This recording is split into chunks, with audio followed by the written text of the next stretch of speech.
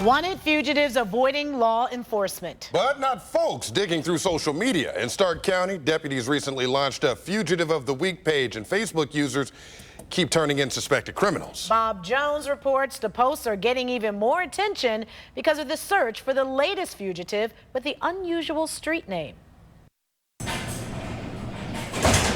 Over the last 2 months, 8 wanted fugitives have been featured on the Facebook page of the Stark County Sheriff's Office. Suspects wanted for crimes like assault, sexual conduct with a minor, robbery, and burglary.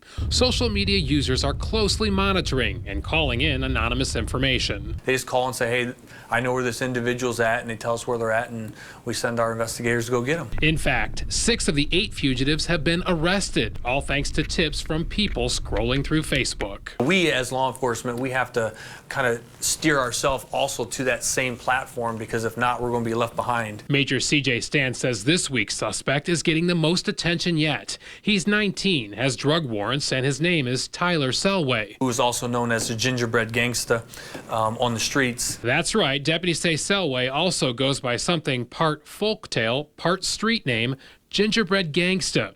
The nickname is making the Fugitive of the Week post go viral, leading to a batch of memes. The public's having fun with it because of that Gingerbread Gangster street name.